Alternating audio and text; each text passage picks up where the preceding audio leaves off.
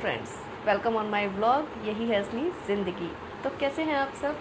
Hopefully सब बहुत अच्छे होंगे। आज एक कहानी, पहले भी मैंने एक कहानी सुनाई थी, तो मैंने सोचा आज एक कहानी फिर से शेयर करती हूँ आप लोगों के साथ। होपफुली आप लोगों को बहुत पसंद आएगी। तो स्टार्ट करें भाई। अगर पसंद आए तो लाइक शेयर सब्सक्राइब ज़रूर कीजिएगा। मैं पहले ही बोल रही हूँ, अगर आपको अच्छी लगे तो प्लीज़ मेरा मोटिवेशन बढ़ाइएगा और मुझे कमेंट करके ज़रूर बताएं कि आपको मेरा ये स्टोरी, कभी कभी स्टोरी सुनाना कैसा लग रहा है। तो करें स्टार्ट? तो करते हैं। इसमें मेनली मैं आपको पहले थोड़ा सा बता देती हूँ। इसमें जो मोटिव है इस कहानी का मोटिव है कि हम आज के डेट में ना सब कुछ चेंज हो गया। बच्चे नहीं रहे हैं एक्चुअली। बच्चे बड़ों की बात मानते ही नहीं है, तो हमें अपने से बड़ों की बात माननी चाहिए। ये कहानी उसी पे है। होपफुली आपको अच्छी लगेगी। आजकल बहुत लोग सोचते हैं कि अगर कोई बूढ़ा व्यक्ति है तो उसका कोई महत्व नहीं है, किंतु आज आप लोगों को एक कहानी के माध्यम से बताना चाहती हूँ कि बुजुर्गों का महत्व कितना होता है। एक बार की बात है, एक लड़का था जिसका नाम रवि था और एक शहर में नौकरी करता था। उसके साथ एक लड़की भी काम करती थी जिसका नाम कोमल था। काम करते करते ये दोनों एक दूसरे को पसंद करने लगे और विवाह करने का निश्चय कर लिया। होता है ना, आजकल ऑफिस में जॉब करते हैं तो साथ में मीटिंग, साथ में जॉब कर रहे हैं, एक दूसरे को जान पहचान जाते हैं, एक दूसरे की कंपनी अच्छी लगने लगती है, तो सोचते हैं कि हाँ शायद लाइफ टाइम हम लोग अच्छे रहेंगे। तो वही आजकल, और वही उन्हीं शादियों को आजकल लव मैरिज, तो ये होता है कि हाँ आपने खुद से कर लिया। आजकल लव कम अरेंज शादियों का ज़्यादा सीज़न चल रहा है, ट्रेंड चल रहा है, सीज़न नहीं ट्रेंड चल रहा है। तो आजकल लव कम अरेंज शादियाँ ज़्यादा ट्रेंड में है, क्योंकि घर वाले सोचते हैं हम ढूंढ के देंगे, कल वहाँ पे कुछ खटपट हो गई तो ये हमें बोलेंगे। और वैसे भी बच्चे आजकल अपनी पसंद की कर लेते हैं। तो चलो आगे चलते हैं। फिर इन दोनों ने अपने अपने घर में ये बात बताई। लड़के के घर वाले बहुत खुले विचार के थे, उन्हें बहुत जल्दी मान गए। लड़की के पिता को ये पसंद नहीं आया कि भाई ऐसे कैसे पसंद कर लिया, कौन है क्या है। तो जब लड़के के घर वाले लड़की के घर हाथ मांगने पहुंचे तो कोमल के पिता ने एक शर्त रख दी। शर्त कि बारात में कोई भी बुजुर्ग व्यक्ति नहीं आएगा। तो सबने बिना सोचे समझे शर्त मान ली कि ठीक है, कोई बात नहीं लाएंगे किसी बुजुर्ग को। बहुत उनको इजी लगा। सोचो, लड़की के फादर के दिमाग में कुछ प्लानिंग थी। उन्होंने उस प्लानिंग के तहत बोल दिया कोई बुजुर्ग नहीं आएगा। कुछ तो होगा ना दिमाग में, आगे पता चलेगा। तो रिश्ता पक्का हो गया। सब बहुत खुश थे कि हाँ चलो अब दोनों का दोनों की शादी होने वाली। लड़का लड़की बहुत खुश, ओ भाई हमारे घर वाले मान गए, बहुत अच्छा हो गया। तो सब तैयारियां स्टार्ट होने लगी। अब बारात निकलने का समय आ गया कि सारी तैयारियां हो गई, तो बारात निकलने ही वाली थी। तभी रवि के दादा ने जिद पकड़ ली कि वो तो बारात में जाएंगे ही जाएंगे, मेरे पोते की शादी है और मैं नहीं जाऊंगा। होता है यार, दादा दादी उनके तो सपने होते हैं अपने पोता पोती की शादी देखना। रवि के दादा ने जिद पकड़ ली, भाई मैं तो शादी में जरूर जाऊंगा। सब लोगों ने मना भी किया, लेकिन वो तो जिद पर अड़ गए कि नहीं मेरे को तो जाना है। उन्होंने कहा भले ही मुझे कार की डिग्गी में डाल लो, मुझे सामने फ्रंट सीट पे नहीं बिठा सकते तो कार की डिग्गी में डाल लो, बट मैं तो जाऊंगा तो जाऊंगा। फिर सब लोगों को उनकी बात माननी पड़ी कि चलो कार की डिग्गी में ही डाल के ले जाएंगे, पता नहीं चलेगा। तो बारात निकल पड़ी। चलो भाई, अरे यार मेरी कॉफ़ी ठंडी हो गई, कॉफ़ी तो पी लूँ। हाँ बहुत टेस्टी है।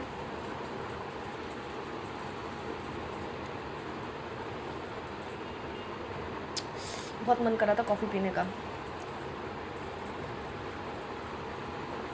सिप सिप करके पीते रहेंगे बीच बीच में। सब नाचते गाते जा रहे थे। कोमल के घर से थोड़ी ही दूर एक नदी थी, उसको पार करने के लिए एक पहाड़ आता था। उसके बाद कोमल का घर आता था। जब बारात पुल पार करने वाली थी, उन्होंने देखा लड़की के मामा वहां खड़े हैं। बारात रुक गई। रवि के दोस्त ने कोमल के मामा से पूछा कि क्या हुआ। होता है ना भाई, क्यों खड़े हैं यहाँ पे, क्यों खड़े हैं। तो उसके दोस्त ने पूछा मामा जी आप यहाँ पे कैसे और यहाँ क्यों खड़े हैं। तो उसके मामा जी ने कहा अगर आप ये बारात लेके जाना चाहते हैं हमारे गांव के थ्रू, होता है ना गांव टू गांव जाना पड़ता है, तो अगर आप हमारे गांव से ले जाना चाहते हो और ये शादी करना चाहते हो तो हम लोगों की एक शर्त है। अब मामा जी की भी शर्त आ गई और वो शर्त पूरी कर दो तो हम आपको यहाँ से जाने देंगे। तो भाई मामा जी ने कहा कि ये जो नदी है ना, जिस नदी के पुल पे आप जा रहे हो, इसमें तुम्हें पानी की जगह दूध बहाना पड़ेगा। ये कह के मामा जी निकल लिए। तब रवि के दोस्तों ने कहा ये असंभव है, इतना दूध कहाँ से लाएंगे, अब ये विवाह नहीं हो सकता। और बारात वापस जाने लगी और दूर से कोमल के मामा और पिता देखकर हंसने लगे, क्योंकि वो तो गेम खेल रहे थे। उन्होंने डिसाइड किया कि नहीं, शादी तो होगी नहीं। तो उन्होंने कहा भाई जब शादी होनी ही नहीं है तो एक काम करो, दादाजी भी डिग्गी में बाहर पड़े हुए हैं, इनको बाहर निकालो। तो उनका दम क्यों घुटना। डिग्गी खोली तो दादाजी ने पूछा क्या हुआ। हम लोग वापस जा रहे हैं। उसके सारे दोस्तों ने कहा हम लोग वापस जा रहे हैं। शादी में एक और शर्त आ गई है, वो लोग चाहते हैं कि नदी में पानी की जगह दूध बहाया जाए, जो कि इम्पॉसिबल है। इतना दूध कहाँ से लाएंगे भाई, नदी में कितना पानी होता है, इतना दूध कहाँ से लाके आएंगे। बस इतनी सी बात है, दादाजी ने कहा। बस इतनी सी बात है। सब उनकी ये बात सुनकर सोचने लगे कि दादाजी क्या कह रहे हो, बहुत बड़ी बात है। फिर दादाजी ने कहा जाओ और कोमल के मामा को बोलो हमने दूध की व्यवस्था कर ली है, अब तुम लोग इस नदी को खाली करो। दादाजी ने दिमाग लगाया, उन्होंने कहा जाओ कोमल के मामा को कहो कि हमने दूध की व्यवस्था कर ली है, इस नदी में जितना पानी है ना, आप उस सारे पानी को हटाओ, हम इसमें दूध भरेंगे। तो ये बात कोमल के पिता को पता लगी। उन्होंने कहा अवश्य तुम्हारे साथ कोई ना कोई बुजुर्ग व्यक्ति है जिसने ये समाधान दिया है। कोमल के पापा समझ गए कि भाई ये समाधान तो किसी बुजुर्ग का ही हो सकता है, इन जवान बच्चों का नहीं हो सकता। तो वो समझ गए, उन्होंने कहा जरूर तुम लोगों के साथ कोई ना कोई बुजुर्ग आया है। कोमल के पापा इस शादी के लिए मान गए। उन्होंने कहा जिन लोगों के ऊपर बुजुर्गों का हाथ होता है ना, वो बहुत लक्की होते हैं, क्योंकि हर किसी के सर पे बुजुर्गों का हाथ नहीं होता। कहाँ, मतलब अगर मैं अपनी बात करूँ तो आई रियली मिस माई दादा दादी, माई नाना नानी, सबको याद करती हूँ। कहाँ है यार बुजुर्ग, नहीं होते यार, हम लोग बाद में उन्हें मिस करते हैं। तो बुजुर्गों का होना लाइफ में बहुत ज़रूरी है।